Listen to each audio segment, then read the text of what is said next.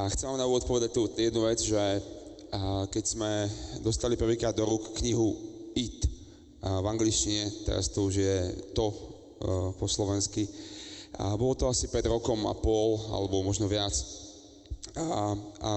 Už v angličtine sme čítali pár vecí a bolo to veľmi silné pre naše spoločenstvo a pre to, čo žijem aj ja osobne. A potom sme tú knihu preložili a nejaký čas to trvalo a keď konečne sa dostala na svet, tak som ju začal čítať a som si povedal, že ten autor v mnohom kopíruje niečo, čo som prežil osobne ja. Čiže pár vecí, ktoré vám chcem hovoriť dneska, sú o tom, čo Pán Boh urobil v môjom živote a čo sa týka témy to v spoločenstve, v ktorom rastiem a v ktorom som.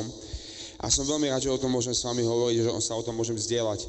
Keď sme na začiatku ešte rozprávali s Ondrejom Chrvalom o tejto konferencii a bavili sme sa aj o tom, že nechceme hovoriť len nejaké prednášky, ale chceme hlavne veci zaťahovať do praxe a oblasti spoločenstva, v ktorom fungujeme, v ktorom žijeme.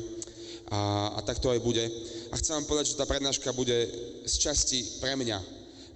A môžete počúvať. Lebo to, čo idem hovoriť, sa ma vždycky dotýka a vždycky je to niečo, čo si myslím, že sa vám veľmi potrebujem.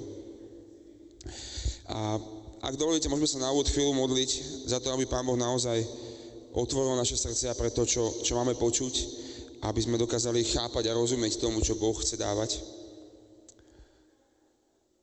Pane Ježišu, chcem ťa volať tu medzi nás a chcem ti vyznať, že tento čas je o tebe a že my túžime ťa poznať viac a že túžime poznať, čo znamená ísť v tvojej moci a čo znamená byť v tvojej blízkosti a čo znamená prinášať tvoje kráľovstvo, Pane, tu medzi nás.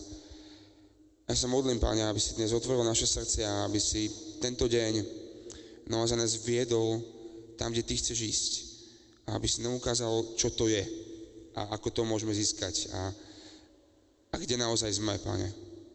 A modlím sa, Pane, aby sme boli pripravení urobiť kroky, ktoré nás možno budú stáť veľa obety a veľa pokánia, Pane, ale modlím sa, aby sme boli pripravení vystúpiť do boja, v ktorom o to budeme zápasiť. A tak ťa prosím, pozbuď všetkých týchto ľudí a dotkni sa nás dnes. Amen. OK. Dovolím si na úvod niečo prečítať a cítim sa jak v škole, nikdy som nemal takýto stolík, keď som niekde hovoril. Je to super. A to je téma, o ktorej chcem rozprávať. Takže krátky citát, priatelia. To. Niektoré spoločenstva to majú a niektoré nie. Väčšina spoločenstiev to chce a niekoľké to majú. Keď to spoločenstvo má, je to každému jasné. A keď to nemá, je to každému jasné. To isté platí o vodcoch. Niektorí to majú a iní nie. A je vidieť, kto to má a kto nie. Je to vždy jedinečné, je to vždy silné a vždy to zmení život. To je tá svetlá stránka. Ale má to aj druhú stránku. Priťahuje to kritiku, je to diskutabilné, mnoho ľudí to nechápe. Je ťažké to nájsť, ale je nemožné to prehliadnúť. Teraz sa pravdepodobne pýtate, čo to je. A autor tejto knihy píše, neviem. Naozaj neviem. Viem však jedno. Ak si bol niekedy súčasťou spoločenstva, ktoré to malo, vedel si, že si súčasťou niečoho výnimočného. Inými slovami, spoznal si to, keď si to uvidel. A bolo to úžasné dielo Boha, ktoré sa nedalo ničím obsiahnuť, nedalo sa spútať a nedalo sa vysvetliť. A budem sa trocha hrať s týmto slovom a nech si tam dosadíte čokoľvek. Viem, že to je niečo veľmi špeciálne, čo Boh dáva. Neexistujú absolútne žiadne predpoklady, ktoré keď splníte, tak to budete mať. Dneska vám nepoviem o tom, čo máte urobiť, akých pár krokov máte robiť, aby ste to dosiahli. Neexistuje nejaký návod a táto kniha není súhrnom úloh, ktoré treba urobiť, aby ste to mali. Žiadne vybavenie a žiadny pokrok, žiadne projekty a žiadne služby a žiadne iné veci, ktoré robíme v rámci kresťanských aktivít alebo našej služby, nezabezpečujú to. Nie sú kľúčom k tomu. A niektoré naše služby to majú a niektoré nie. A keď sa pohybujem po Slovensku za pár rokov mojej služby, slovíčko to, a táto kniha presne vystihla to, čo som videl na mnohých miestach. Sú spoločenstvá, ktoré nevládzu ísť ďalej, ktoré umierajú a sú vysilené a to je dávno preč. Sú spoločenstvá, do ktorých keď vstúpite a ešte ste len na chodbe niekde v pastoračnom centre, zrazu viete, že niečo výnimočné sa ide diať. Zrazu viete, že sa celý začínate chvieť a že Boh niečo pripravuje. Tam to je. A rôzne iné služby. Sú ľudia, ktorí slúžia zo svojich síl alebo slúžia v mnohých oblastiach a to tam nie je. A prečo to tak je? A možno sa k tomu dostaneme, ja na to nemám odpoveď a nechcem hovoriť nič konkrétne o nejakých konkrétnych veciach, ale viem, že to možno cítite a že možno ste to zažili. Že niektoré veci to majú a niektoré nie. A okolo roku 2000 sa ma Pán Boh dotkol a obrátil som sa, začal som žiť nový život a začal som sa modliť za Sliača, za ľudí tam. A postupne vznikalo spoločenstvo. Niekoľko rokov som sa modlil za mesto, potom sa obrátil jeden človek a boli sme dvaja a potom postupne prišla jedna celá skupina birmovancov a vzniklo spoločenstvo SP. A ten čas bol pre nás veľmi vzácny. A viete, chcem vám povedať, že sme nemali nič z toho, čo dnes. A stretávali sme sa v starej budove jednej skrachovanej tlačiarne, ktorá bola celá ofrkaná čiernou farbou z dnuka. Mali sme tam jeden koberec a 4 sviečky a 2 pera. A to bolo všetko, čo sme mali. A bolo nás tam možno 15, sedeli sme na zemi a modlili sme sa spolu. Nemali sme nič z toho, čo možno niekedy buduje našu predstavu o tom, že to potrebujeme mať pre budovanie spoločenstva. Nepoznali sme ZKSM, nemali sme žiadne financie a vôbec sme nevedeli, jak sa v tom chodí. A pritom si dovolím tvrdiť, že sme mali to. A pretože každým dňom pribúdali nové veci, ktoré Boh robil. A pribúdali ľudia, ktorých sa Boh dotkol. Každý týždeň, keď sme sa stretli, sme boli fascinovaní z nových vecí, ktoré sme čítali v Božom slove a ktoré Boh urobil počas nášho týždňa a zdieľali sme sa o tom, aký Boh je. A bolo to ako keď malé dieťa spoznáva svet a spoznali sme absolútne novú dimenziu vecí, ktoré sme mohli začať žiť. A všetci ľudia sme sa stretávali na jednom mieste a hovorili sme si veci, ktoré za posledný týždeň Boh urobil. A zázraky a uzdravenia a mnohé veci, ktoré sa začali diať. A my sme boli hotoví z toho, že Boh je a že funguje a že je živý, že je blízko a že všetko, čo čítame v Božom slove, je absolútne geniálne a absolútne to funguje.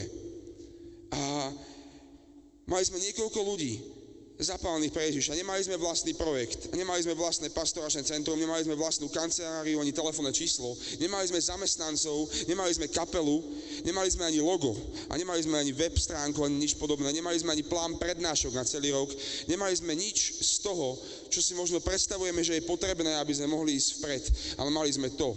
A v veľkej miere sa stotožňujem s vecami, ktoré tu Craig píše, pretože píše presne o tom, ako vznikalo ich spoločenstvo, veľmi podobne.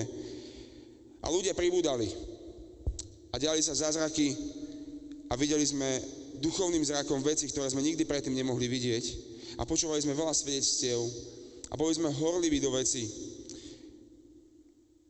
A potom, keď sa teraz pozerám spätne na celý ten čas, tak si uvedomujem, že boli štádia v našom spoločenstve, kedy sme to začali strácať. Kedy zrazu sme už nepočúvali o obráteniach, kedy zrazu sme už nezažívali tú nespornú duchovnú aktivitu, ktorá sa diala na tom mieste. A kedy zrazu sme začali riešiť niečo vnútri.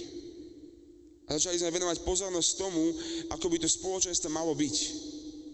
A vieš, čo sa začalo diať? Vzťahy sa začínali zhoršovať a začínali prichádzať problémy a možno rozdelenia.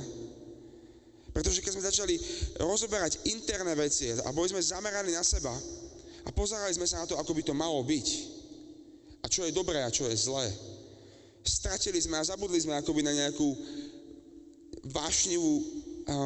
nejakú vášeň za stratených, za ľudí okolo nás.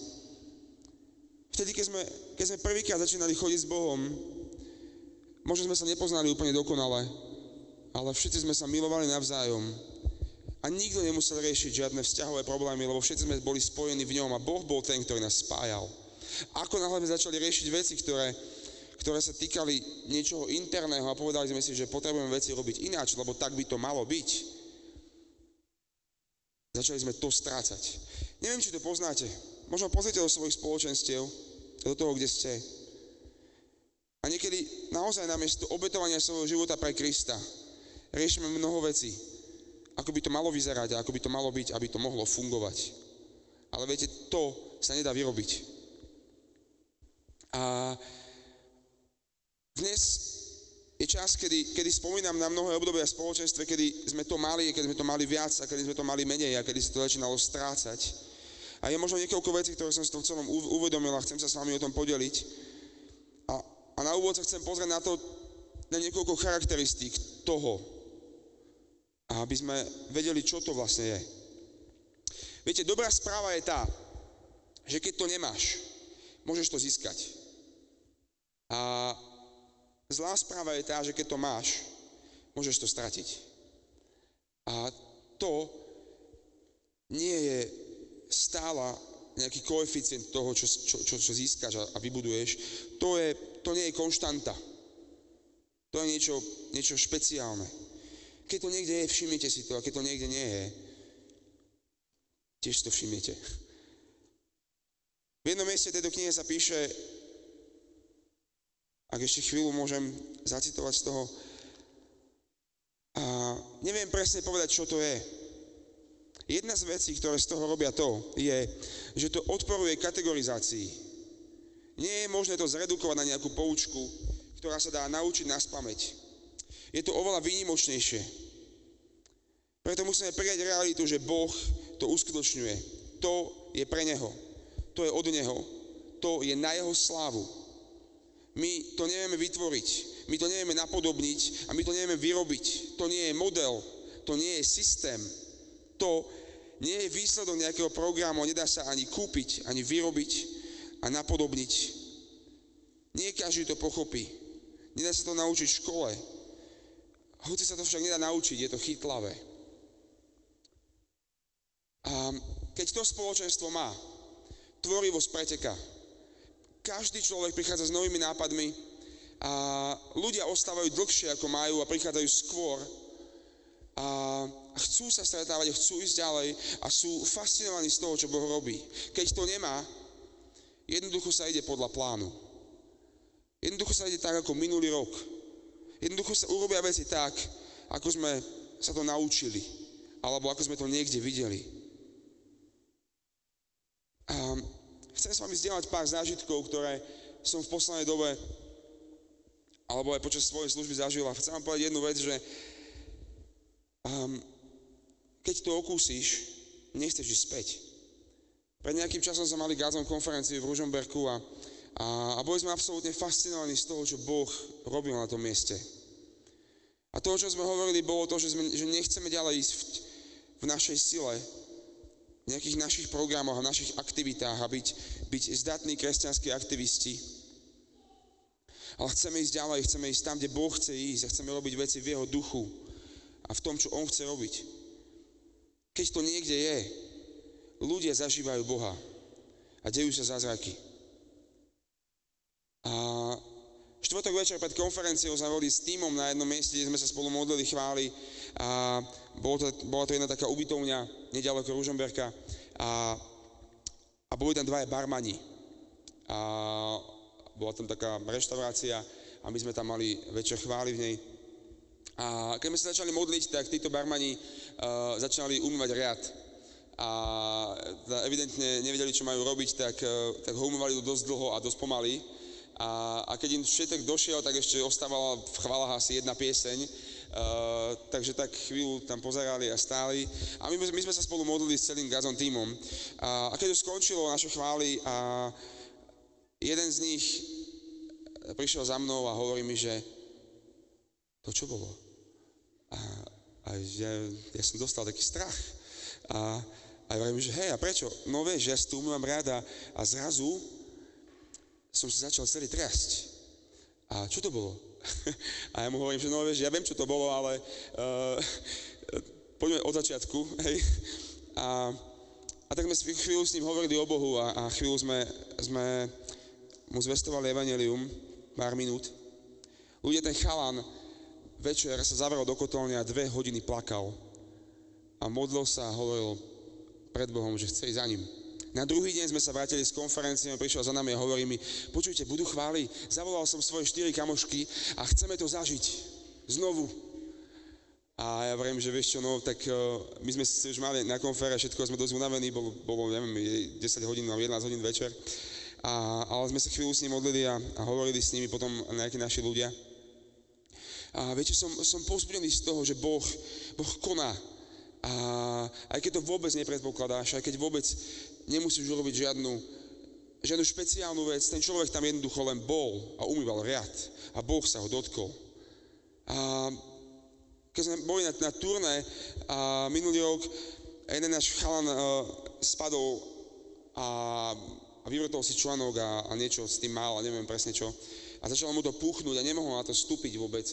A bol to deň pred začiatkom turné na generálkach a on taký zúfalý tam sedel a hovorí si, že to bude dosť zlé teraz a on bol dosť kľúčový človek v niektorých hudobných veciach. A potom si ho všimlo pár našich ľudí a prišlo za ním a povedali mu, že sa idú za neho modliť. A za pár minút som sa iba obzrel na to, ako niekto strašne radostne kričí a skáče po celej telocvični. A Boh sa ho dotkol a uzdravil jeho nohu a začal skákať a nič s tým nemal. Všetko odpuchlo a Boh konal svoje dielo. A na konferencii sme boli a bola tam jedna naša kamoška, ktorá má bezlepkovú dietu, začalo ju boleť brucho a bolo ju dosť dlho. A potom za ňou prišli 2 dievčatá a začali sa za ňu modliť a povedali, že tak však pozri, skúsme to a Pán Boh môže liečiť a môže uzdravovať. A ju to brucho prestalo bolieť. A v tom niekto mal slovo alebo mal taký obraz o tom, že počúvaj, možno Boh uzdravil aj tvoju bezlepkovú dietu. A tak dievča odtedy je všetko, čo nemôže a nič jej nie je. A Boh sa oslávil. A mnoho iných vecí. Jeden náš kamarát prišiel na konferenciu s tým, že bol 4-krát u zubára a mal hnisavý zub a keď sa vrátil, išiel na kontrolu a nič s tým nebolo. A Boh koná, priatelia. A keď to zažijete, už to nechcete stratiť. Keď to začnete zažívať, čo Boh robí v nadprirodzenej moci a v duchu, už nechcete ísť vo svojej sile. Už nechcete ísť v tom, že sa budete naháňať za niečím, čo ste vybudovali a čo budete robiť nejakými svojimi systémami a programami, pretože to sa nedá nájsť, to sa nedá napodobniť, to sa nedá vyrobiť ani kúpiť v Tesku, to dáva Boh a je to jeho a je to od neho a on to spôsobuje. To nie je o nás, je to o ňom. On je ten, ktorý je kľúčom vo všetkých veciach, ktoré robíme. On je ten, ktorý je kľúčom ku tejto konferencii, pretože ak tu on nebude, tak môžeme ísť domov. Nič sa nestane. On je ten, ktorý to dáva. V Skutkoch apoštolov sa píše v 2. kapitole geniálna vec, ľudia. 41-47. Oni prijali jeho slovo a dali sa pokrstiť. V ten deň sa pridalo asi 3000 duší. Vytrvalo sa zúčastňovali na učení apoštolov a na bratskom spoločenstve, na lámaní chleba a na modlitbách. Všetkých sa zmocňovala bázeň. Prostredníctvom apoštolov sa dialo množstvo divov a znamení. Všetci, čo uverili, boli pospolu a všetko mali spoločné. Predávali pozemky a majetky a rozdielovali ich všetkým podľa toho, ako kto potreboval. Deň čo deň svorne zotrvávali v chráme a po domoch lámali chlieb a s radosťou a úprimným srdcom požívali pokrm, chválili Boha a boli milí všetkému ľudu. A Pán každý deň rozmnožoval tých, čo mali byť spasení. Amen. Každý deň. Ak my máme stredko raz za týždeň, tak to znamená, že každý týždeň by malo prísť minimálne 7 nových ľudí do našich spoločenstiev, ak Boh bude každý deň rozmnožovať tých, čo budú spasení. Táto skupinka chlapíkov apoštolov to evidentne mala dosť jasne. Pretože keď išli ulicou, udiali sa zázraky a divy. Keď prichádzali na miesta, kde ich Boh poslal, ľudia zažívali Boha. Peter, zapierač, kázal a 3000 ľudí sa dalo pokrstiť a získalo spásu a naplnil ich Boží duch. Keď bola cirkev prenasledovaná a veriaci boli mučení a častokrát zomierali mučenickou smrťou, namiesto toho, aby ich ubúdalo, ich pribúdalo. A mnohé iné veci. Ak bol niekto uväznený pre hlásanie Krista, tak sa rozhodol, že zevangelizuje žalárnika. Alebo že sa budú za neho modliť a otvoria sa brány väzenia. Raz niekto po dlhej kázni zaspal a vypadol z okna a tak ho vzkresili. V mene Ježiš a Boh sa ho dotkol a bolo to vyriešené. To je geniálne to, čo zažívali. Prvotná cirkev to evidentne mala a nevytvorili to. Boh to dal. Boh to stvoril a Boh tam bol. Viete, je ťažké to definovať. Ale autor tejto knihy geniálne hovorí o tom, čo to nie je. A tak, ak na chvíľku dokážete zbystriť svoju pozornosť, lebo toto bude veľa slov pokope, tak počúvajte. Takže to nie sú mozaikové okná, ručne vyrezávaní anjeli, hodvábne gobelíny, pozlatené spevníky, 1000 pišťalové orgány, mramorové podlahy, kilometr vysoké kostolové veže, ručne malované stropy, mahagónové kostolové lavice, obrovské liatinové zvony a trojdielne rúcho za $3000. To sa o nič lepšie neprilepí na mladého moderného kňaza s oholenou hlavou a kulovými okuliarmi, s beriatkou a tetovaním, ako na staršieho uhladeného pána v rúchu. To nie je ani v reflektoroch, ani v laserovej show, ani vo videoprodukcii, ani v satelitných príjimačoch, ani v dymostroji, ani v žiariacom javisku a svetlách, ani v plnofarebných leských brožúrach, ani v billboardoch, ani v hlasnej modernej hudbe, keksoch zadarmo, kaviarniach alebo moderných knihkupectvách. To nie je v breakdance, ani v akrobatike, to nie je v sériách kázní pomenovaných podľa televíznej show alebo v retro moderných džínsoch na pódiu, to nie je v úžasných stoličkách a stoloch, to nie je byť na javisku, to neznamená byť v telke či na internete, to neznamená byť na obálkach kníh alebo časopisov. To sa neriadi nejakým predpísaným postupom a nedá sa to napodobniť. Čo to je? Najlepšie vysvetlenie, aké môžeme dať pre opísanie toho, čo to je, že je to nadšenie pre jeho prítomnosť. Že je to hlboká túžba získať tých, ktorí sú stratení. Pred nejakým časom sme si uvedomili v spoločenstve, asi pred pol rokom, keď sme dočítali túto knihu, že to je niečo, čo u nás funguje niekedy ako sinusoida a raz toho máme viac a raz menej. A tak sme klakli pred Boha a hovorili sme, Pane, my to nechceme strácať. A tak sme plakali pred ním na vodcovskom týme a činili pokánie a modlili sa a hovorili, Pane, my to chceme mať. Chceme, aby si zničil nás, aby si zničil nejaké naše postupy a naše ciele. A chcem, aby Ty si tu robil svoje dielo. A Boh nám pripomenul jednu vec, ktorú sme robili na začiatku spoločenstva, a to boli modlitebné bdenia. A vtedy sme nemali nič, ale mali sme nadšenie pre Neho a tak sme sa začali modliť v jednej kaplnke a celú noc, niekoľkokrát za mesiac, alebo proste občas, keď sme mali na to čas. A boli sme tam a začali sme sa modliť a tak sme spravili modlitevné bdenie znova.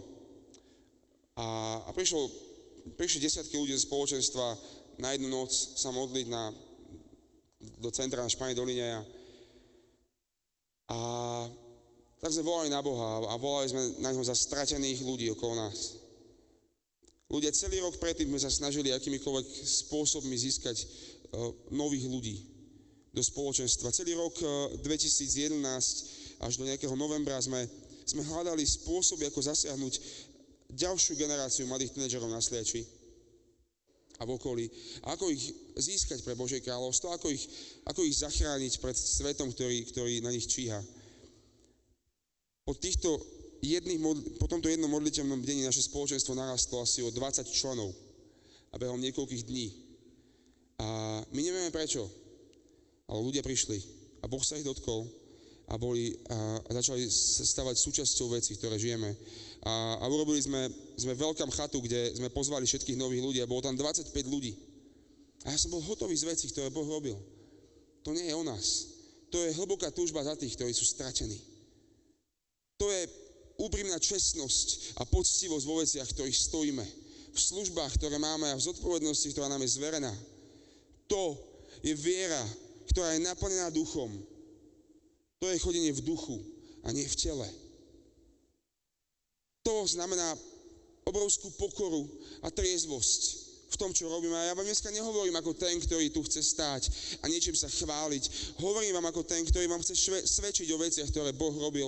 A ja s tým nemám absolútne nič spoločné, len som pri tom. A občas sa pozerám na to a otváram svoje ústa, keď vidím, čo Boh koná. To je zlomenosť pred ním. A dnešná otázka znie, čo myslíš? Máš to? Máme to? Máme naše spoločenstva to, o čom chceme tejto konferenciu hovoriť. Viete, myslím si, že veľa vecí, ktoré sme v SP začali budovať na začiatku s 15 ľuďmi na jednom koberci, až dodnes vytvorili geniálny základ pre mnoho vecí, ktoré robíme dnes. Dnes niektorí z vás a niektorí z našich nových členov nás vidia ako spoločenstvo, ktoré je v takom rozbehnutom vlaku. A máme možno mnoho služieb a mnoho projektov a rôzne iné veci a hráme na mnohých miestach s kapelou a tak ďalej. Ale to, o čom to celé je, nie je vôbec to, čo je vidieť navonok. To, o čom to celé má byť. Nie je o tom, že sme niekde na vrchole svojej kariéry a že sme si vybudovali nejaký svoj projektík a teraz všetci to poďte robiť takisto ako my. To je o tom, že Boh koná svoje dielo. To je o tom, nakoľko si dokážeš byť zlomený pred ním. Dnes možno sa veci posunuli od toho, čo som rozprával na úvod, niekde úplne inde. Ale v ničom z toho, čo dnes máme, nie je záruka toho, čo Boh dáva. Napriek tomu si myslím, že častokrát práve vo chvíľach, kedy sme mali obmedzené zdroje a obmedzené prostriedky a obmedzené veci, ktoré boli, sme zažívali viac toho. Práve limitované zdroje a limitované veci, ktoré nás častokrát možno v našom ľudskom ponímaní obmedzujú, uvoľňujú viac priestoru pre Boha. A ako sa to dá dosiahnuť, alebo to, ako sa dá za tým ísť, je zlomenosť pred ním. Je to, že musíš spadnúť pred ním na svoju tvár a hovoriť mu, aby zničil tvoje zámery, tvoje plány a naše projekty, naše vízie, ktoré sú z nás, aby on robil to, čo chce on. Jedine, keď budeme zlomení, budeme mať to a budeme môcť budovať Božie kráľovstvo a nie naše kráľovstva a naše spoločenstva. Je niekoľko vecí, ktoré sú prítomné, keď to je prítomné. A chcel by som vám povedať 5 takých oblastí, ktoré sú prítomné, keď to je prítomné.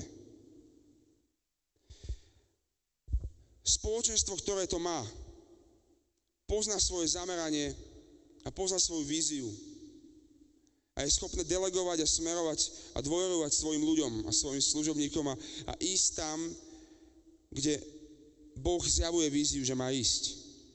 Vie, čo robiť má a vie, čo robiť nemá.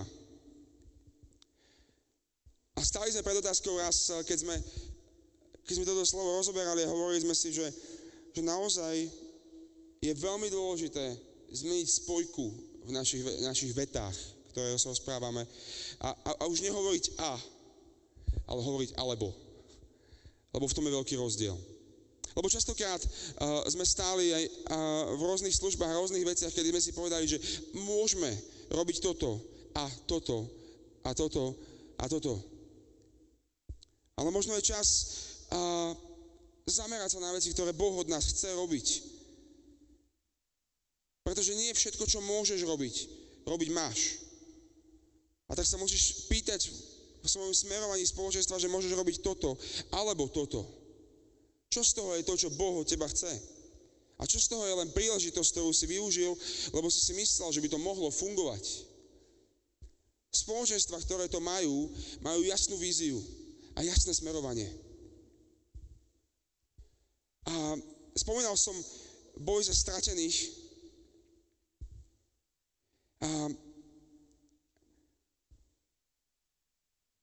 A viem, že dnes, keď kráčame za spoločenstvo, možno máme pekné autá, 2, Pán Boh nám požehnal a môžeme na nich chodiť, keď proste máme nejaké vízie, alebo máme lepšiu techniku. Keď sme na počiatku robili jedno turné, volalo sa Seno prebudení, tak sme mali také 2 bedne, asi také, a kablíky sme tak skrúcali dokopy, lebo sme nemali tie koncovky, tak sme ich len tak skrúcali dokopy, aby to fungovalo. A to bolo všetko, čo sme mali nejak ozvučené a chodili sme po kostoloch a na rôznych miestach v našej diecéze a hovorili sme o Bohu. Viete čo, bolo to absolútne neprofesionálne. Bolo to absolútne zle počúvateľné. Dokonca z toho máme jednu VHS-ku, kedy sme zavolali kameramana a sme to celé natočili a je to schované hlboko v našom archíve. A dneska už netočíme na VHS-ky. Dneska náš klávesák možno už nehrá na Casio alebo čokoľvek iné. A dneska už sa nezobúdzam vo svojej izbe a zároveň v kancelárii, alebo proste máme mnoho iných vecí oproti tomu, čo som povedal na úvod. A napriek tomu si myslím, že niekedy sme na začiatku mali oveľa viac toho, ako dnes. A na to sme prišli niekedy pred pol rokom, keď sme čítali túto knihu a sme si povedali, že a pochopili sme, že to nie je v týchto veciach. Všetky tie veci ti môžu pomôcť, ale nezabezpečia to. A môžeš robiť veci úplne rovnako, ako mnoho iných služieb, ktoré to majú a nebudeš to mať. Pretože zabudáme horieť za stratených, zabudáme byť zlomení a zabudáme na to, čo nám Boh dáva ako víziu, kam máme ísť. Pýtaj sa, kam máš ísť. Pýtaj sa, kde je tvoj cieľ. Druhá vec, spoločenstvo, ktoré to má, vidí príležitosť tam, kde iní vidia prekážky. Spoločenstvo, ktoré to má, vie, že bude mať všetky prostriedky, ktoré potrebuje na to, aby urobilo to, čo Boh chce, aby urobil. Pretože Boh uvoľní veci na to, aby si mohol robiť to, čo robiť máš. A tak mnoho rokov v našej službe nás sprevádzalo práve to, že v oblasti financií alebo akýkoľvek iného materiálneho zabezpečenia na to, čo sme mali robiť, Pán Boh uvoľňoval zdroje zázračnými spôsobmi. A prišli ľudia, ktorí darovali svoje financie a prišli situácie a ľudia, ktorí darovali svoju techniku alebo čokoľvek iné alebo v takom presvedčení, že Boh im to hovorí. Spoločenstvo, ktoré to má, vidí príležitosť tam, kde iní vidia prekážky. Ako častokrát sa nám možno stáva, že hovoríme, že sa to nedá. A že si nájdeme kopec výhovoriek, ako sa nedá ísť. Je v tom oveľa viac vážne, keď spoločenstvo má to, je v tom oveľa viac vážne za veci. A nerobíš veci len tak. Viete, čo je vášeň? A možno len krátka otázka. Viete si predstaviť, že by ste dneska je sobota, že by ste do konca budúceho týždňa dokázali nazbierať, 20 000 eur cash. Vieš si to niekde predstaviť tu? Ak hej, tak potom za Peťom môžete ísť po konferencii. OK. A teraz si predstavte, že Nejaký blízky človek vo vašej rodine, niekoho, koho veľmi milujete, je veľmi vážne chorý. Veľmi vážne chorý. A existuje iba jeden liek, ktorý mu dokázal pomôcť. A jedna injekcia, ktorá by mu dokázala zachrániť život. A tento človek do týždňa umrie, ak nedostane tento liek.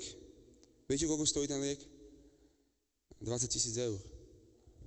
Koľko z vás by ste boli schopní do týždňa zohnať 20 000 eur, keby tu bola taká situácia? Je tu niekto taký? Toto je vášeň. Toto je vášeň.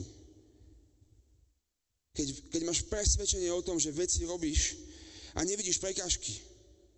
Keď vieš, že ich robíš pre Boha a keď niekde vášeň v tvojom vnútri hovorí, že nás nič nemôže zastaviť, lebo Boh je za nás. A spoločenstva, ktoré to majú, poznajú svoju víziu. Vidia príležitosť tam, kde iní vidia prekážky. A tretia vec je tá, že sa neboja padnúť a neboja sa zlyhania. Zlyhanie je niekedy nevyhnutné preto, aby si mohli ísť ďalej. My keď sme organizovali naše prvé chvály na Sliači, teda hral som tam ja s gitarou a prišlo jedno dievča a jedna babička, ktorá tam ostala po svetom omši, a ona tam ostáva vždy. A to bolo všetko. A bolo to dosť fopa. A kopec plagátov a kopec propagácie a boli sme tam dvaja. A kde sú dvaja, traja v jeho mene, tam je on medzi nimi, tak sme sa chvíľu pomodlili a išli sme domov. Spoločenstva, ktoré to majú, sa neboja vykročiť. Pozri sa na Petra, ktorý sa vystatoval pred Ježišom a hovoril mu, to sa ti nemôže stať, Ježiš. Alebo ja ťa nezradím, ja budem pri tebe blízko. A ako prvý zapiera. A potom prichádza do bodu, kedy je zlomený pred Bohom a kedy pláče z tých vecí a kedy Boh ho absolútne láme. Toto bol predpoklad preto, aby Peter mohol mať veľa toho, aby mohla byť zverená služba, ktorá mu bola zverená. Otras sa z akéhokoľvek zlyhania a choď vpred. Choď ďalej. A pouč sa z vecí, ktorých si zlyhal a choď ďalej, lebo tvoja vášeň ťa nezastaví. Tvoja vášeň ti nedovolí zastaviť, ale ideš ďalej, tam, kde Boh chce ísť. Štvrtá vec, ktorá je prítomná, keď to je prítomné, je, že spoločenstvá, ktoré to majú vedúcich a ľudí, ktorí to majú. A môže si teraz povieš, dokiaľ, tak môj vedúci to nemá, čo teraz? A všetko je stratené. Ale toto nie je o tvojom vedúcom, toto nie je vyučovanie pre neho, ale pre teba. A ty máš byť ten, ktorý má usilovať o to. Ako často sa stáva, že robíme veci len preto, aby sme získali ľudí a nie, aby sme oslavili Boha. Častokrát sa prichytím pri tom, ako čítam nejakú knihu a to, o čom uvažujem je, že aká z toho bude prednáška. A čo z toho poviem svojim ľuďom v spoločenstve? A potom sa pýtam sám seba, že keby som oddelil všetky svoje služby a všetky svoje projekty a všetko to, čo robím, kde by zostal môj vzťah s Bohom? Keby som čítal tú istú knihu ako niekto, kto nemá žiadnu službu a absolútne žije niekde sám s Bohom, čo by to hovorilo do môjho života? Bol by som ten, ktorý by bol prvý zlomený z vecí, ktoré čítam. Keď čítam Božie slovo, keď čítam mnohé veci, keď sa modlím. Náš život nemá byť v prvom rade o službe, ale v prvom rade o tom, že žiješ s ním. Čo by sa stalo s tvojim vzťahom s Bohom, keby si neslúžil? Keby neboli žiadne aktivity, keby neboli žiadne konferencie, keby neboli žiadne projekty,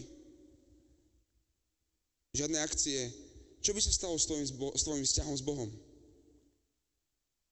A posledná vec, ktorej chcem skončiť dnes, je niečo, čo ma v poslednej dobu absolútne fascinuje úplne najviac. A to je to, že spoločenstvo, ktoré to má, je zamerané na kráľovstvo. Spoločenstvo, ktoré to má, je zamerané na kráľovstvo.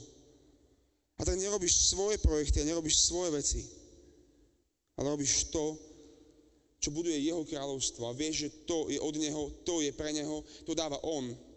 To je niečo, čo Boh koná. Nedokážeme to vyrobiť svojimi vecami. A tak celý čas, ktorý sme prežili pred pár týždňami na konferencii, bol práve o tom, že sme hovorili o kráľovstve v kontexte toho, že nemáme kráčať vo svojich aktivitách, svojich silách, ako niekto, kto sa snaží svojimi silami dosiahnuť Božie veci. Ale že máme ísť v tom, že máme ísť v duchu a v jeho moci, v jeho blízkosti. A v tejto knihe sa spomína jeden príbeh. A vám ho prečítam. Craig, ten autor tam píše: Nedávno som stretol staršiu pani, ktorá rozpoznala, že som pastorom v Life Church. Vysvetlila mi, že je členkou iného zboru v meste. Hoci som jej pastora dobre nepoznal, vyjadril som sa, že som o ňom počúval veľa skvelých vecí. A ona trezvo odpovedala: Wow, nemôžem uveriť, že sa vyjadrujete dobre o konkurencii. A šokovaný som jej vysvetlil, že v žiadnom prípade nepovažujem jej kresťanský zbor za konkurenciu. Ona však odpovedala: Váš zbor je jednoznačne konkurenciou pre nás. A my bojujeme zo všetkých síl, aby sme získali čím viac členov predtým, ako ich všetkých získate vy. A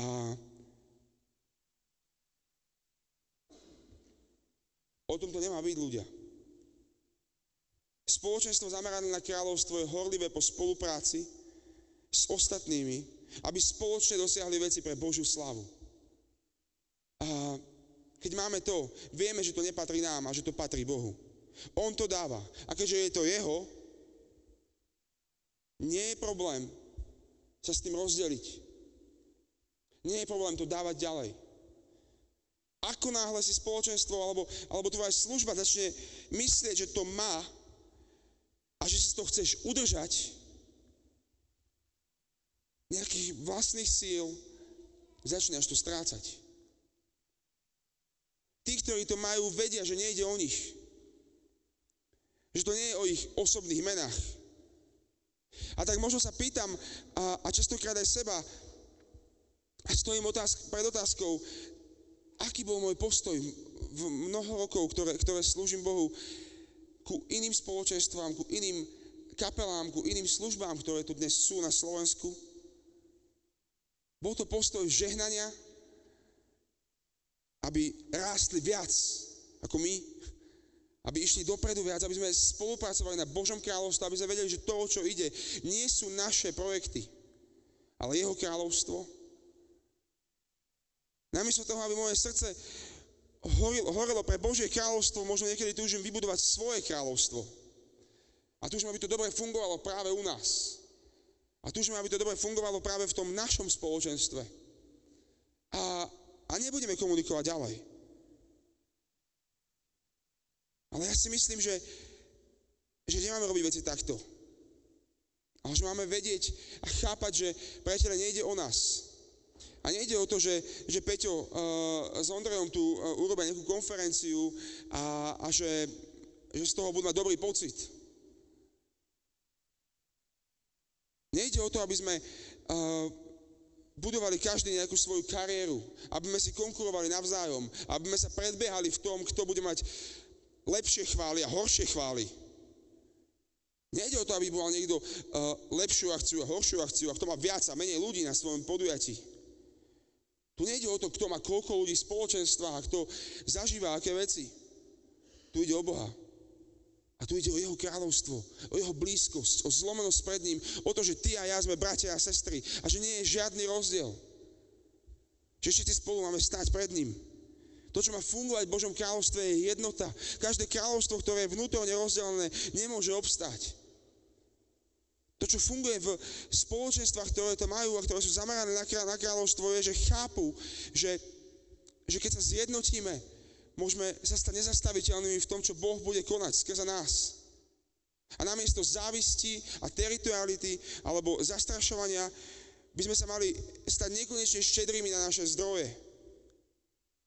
Pred nejakým časom sme ozvučovali jedno podujatie v Banskej Bystrici a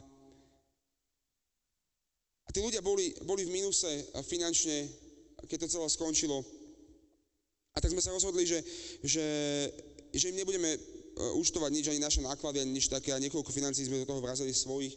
A neboli to nejaké veľké peniaze, ale bol to čas, kedy sme si na Ozovskom týme povedali pred Bohom, že chceme to aplikovať a chceme ísť a aplikovať to, že nebudeme teraz budovať nejakú konkurenciu, nebudeme teraz tlačiť na ich rozpočet, keď proste sú v mínuse, a budeme proste robiť veci vo viere, že Boh sa stará.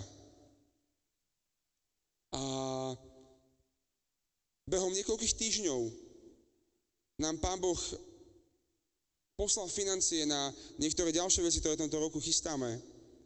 A bol to približne 10 násobok toho, čo sme darovali. A Boh je dobrý.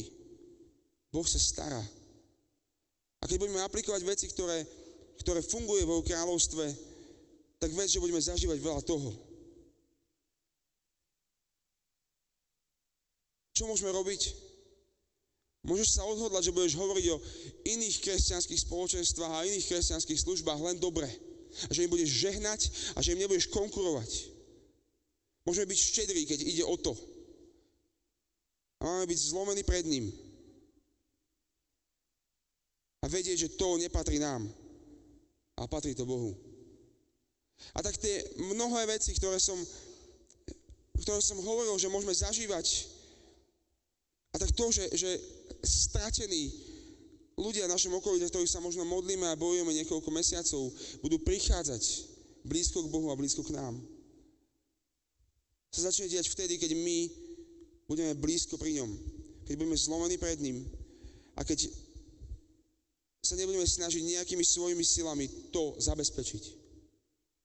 Dobrá správa je tá, že ak to nemáš, môžeš to získať. To, čo je nebezpečné na tom celom, je, že ak to máš, môžeš to stratiť.